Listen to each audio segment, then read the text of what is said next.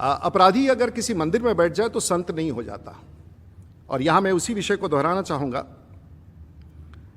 और मैं आपको शुरू करूंगा।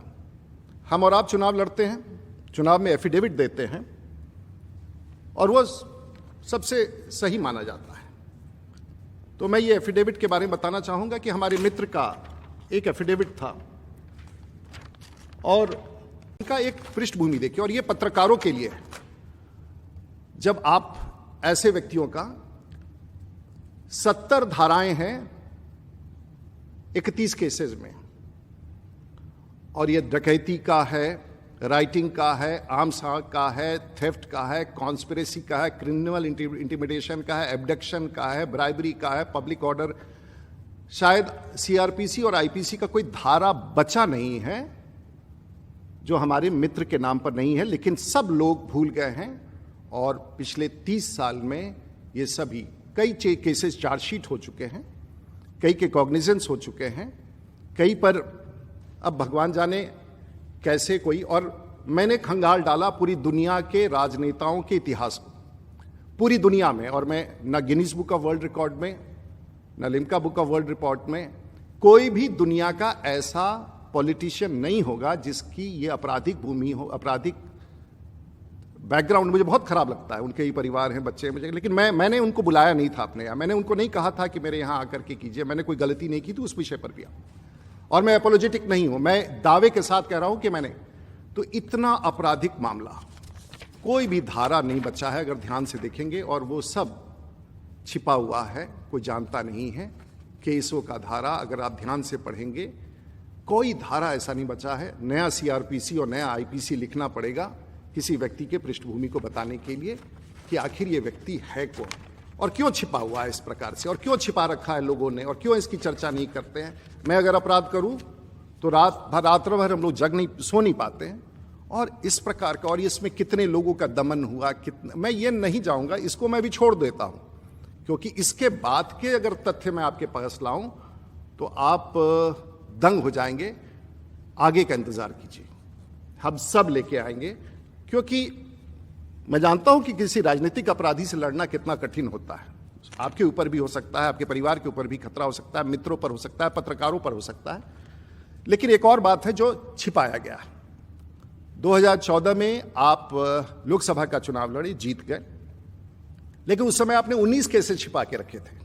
17, 18, 19, 25 अनुसंधान का क्रम जारी है, और आपने एफिडेविट में गलत दिया था। उस समय अगर आपके इस खिलाफ कोई न्यायालय में जाता तो शायद, लेकिन ये जांच का विषय है, इस पर मैं टिप्पणी, लेकिन आपने सत्यों को छिपाया था।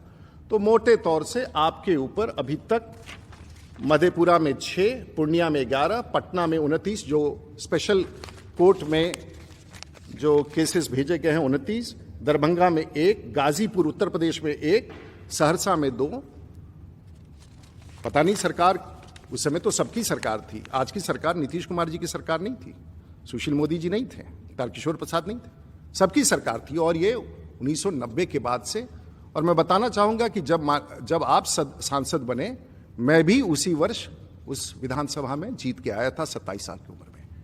मैंने कभी आपसे किसी प्रकार का व्यवहार नहीं किया। आप राजनीति कर रहे थे, करे, सरकार का काम है देखना, लेकिन आपने आके एक ऐसा आरोप लगाया जो मेरे मन को झंझोड़ दिया। मेरे मन को नहीं झंझोड़ा, मेरे पूरे पॉलिटिकल फ्रेटर्निटी में एक आपने ऐसा शब्द डाल दिया जो शायद मैं कतई स्वीकार नहीं कर सकता था।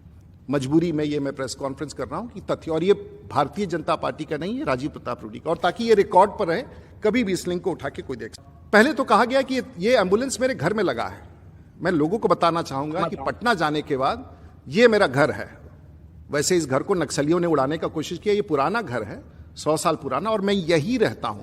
पीछे भी एक घर है, आगे भी है, और ये मेरा घर है, और मैं यही रहता हूं। जब मैं गांव में जाता हूं, मैं अपने संसदीय क्षेत्र में ही रहता हूं, ये मेरा घर है। तो ये बहुत पुराना घर है, और यहां कहीं एम्बुलेंस नहीं है। उन्होंने बार बार कहा कि उनके घर में एम्बुलेंस चुरा के छुपा के रखा गया था। अब आप आइए जहां एम्बुलेंस खड़े थे, उस तस्वीर को देखिए, और ये है एक बहुत ही आधुनिक सामुदायिक केंद्र जिस पर भी आरोप लगाए गए, और ये कहा गया।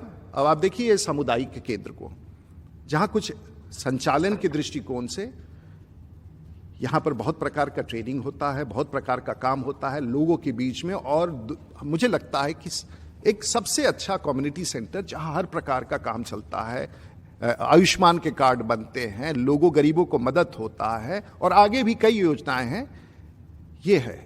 और इस स्थान को उसने, और इसमें दीवार भी नहीं है, कहीं चहरदीवारी भी नहीं है। एम्बुलेंस को अगर छिपा के रखना है तो चहरदीवारी में बंद करके रखना होता है। यहाँ कहीं भी चहरदीवारी नहीं है, यहाँ कुछ नहीं है, आप सीधे जा सकते हैं।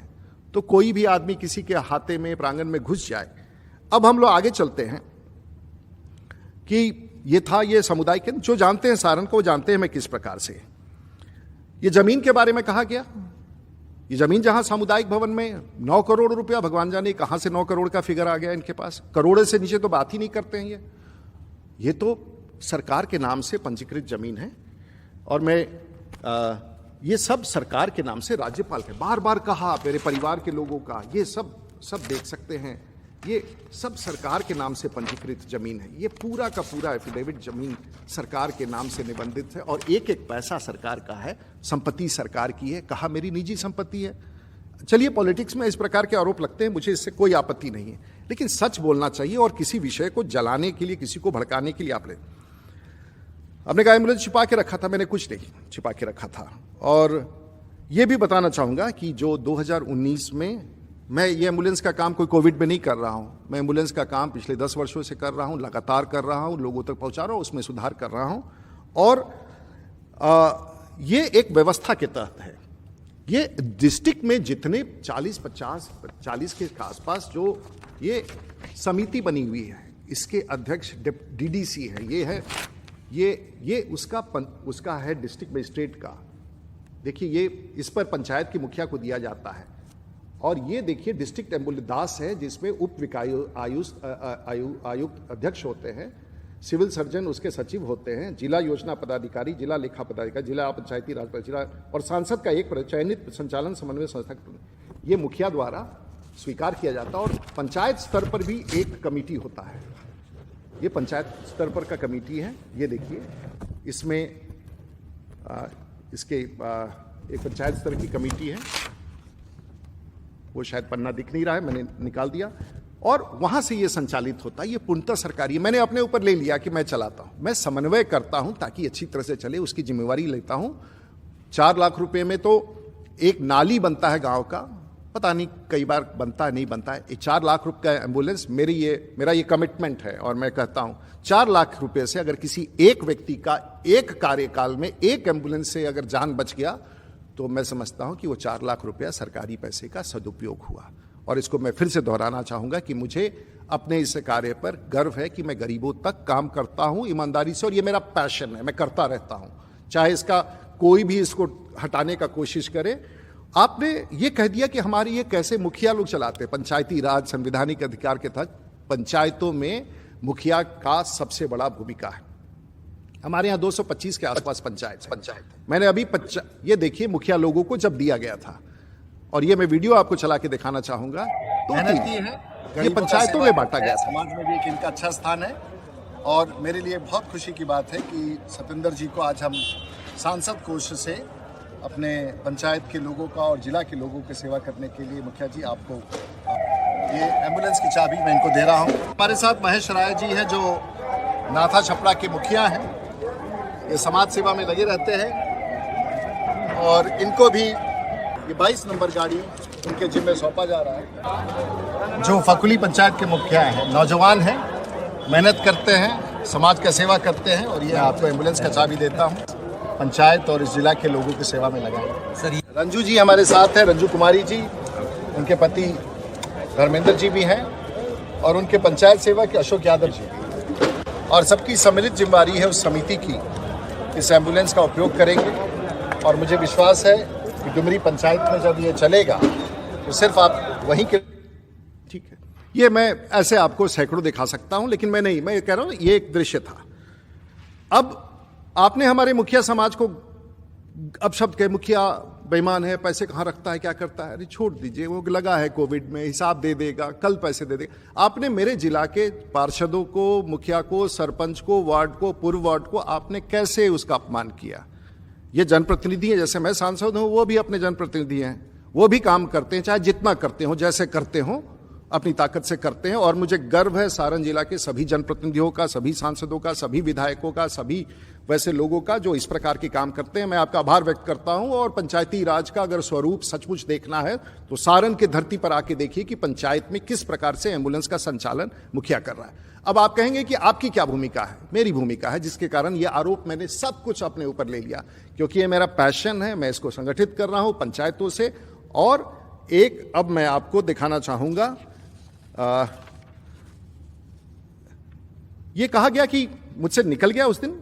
मुझे लोग कहते थे कि हम ड्राइवर नहीं है, मैंने कह दिया ड्राइवर है, ड्राइवर नहीं है।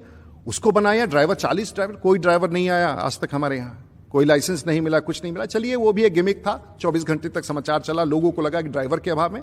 लेकिन एक और सच था जिसके कारण नहीं हुआ, और वो सूची मैं आपको दिखाना चाहूंगा कि क्यों एक और सच था। क्योंकि ये डीएम को मैंने चिट्ठी लिख के भेजा कि साहब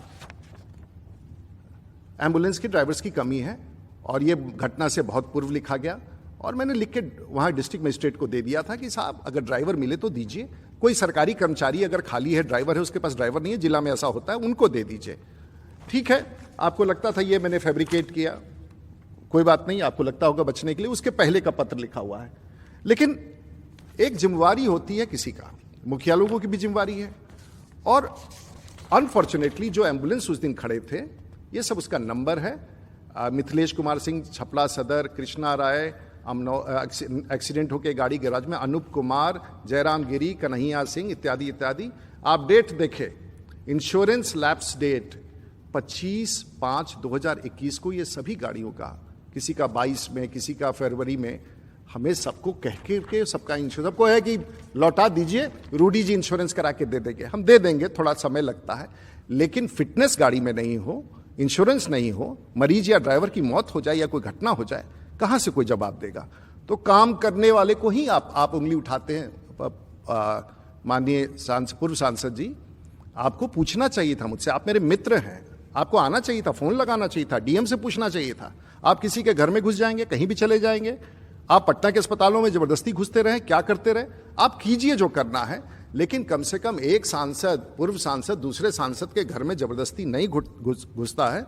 ये हमारी मर्यादा नहीं है। लेकिन अगर आपको लगा कि एक बड़ा ख्याति मिलेगा तो आपने। अब मैं आपको वो चीज दिखाना चाहता हूं, जो एक सूची जिसमें कितना ये एम्बुलेंस चले हैं, ये जरूर देख लीजिए, क्योंकि पत्रकारों को लगता है कि ये सब खड़े थे। तो ये एक एम्बुलेंस 62,000 किलोमीटर चला है, 58,000 किलोमीटर चला है, 50,000, 36,000, ये सभी एम्बुलेंस कितने किलोमीटर चले हैं? कोई स्टैंड पर ले जाकर के सवारी ढोने के लिए एम्बुलेंस नहीं होते कि स्टैंड पर ले जाकर खड़ा करूं। और जिला में मैं दावे के साथ कह सकता हूं कि जिसने भी एम्बुलेंस मांगा 365 दिन वो एम्बुलेंस चलता रहता है। वो भी मैं दिखाऊंगा कि इसकी व्यवस्था क्या है। एम्बुलेंस के मामले में भारत में सबसे आगे हमारा एम्बुलेंस की व्यवस्था है।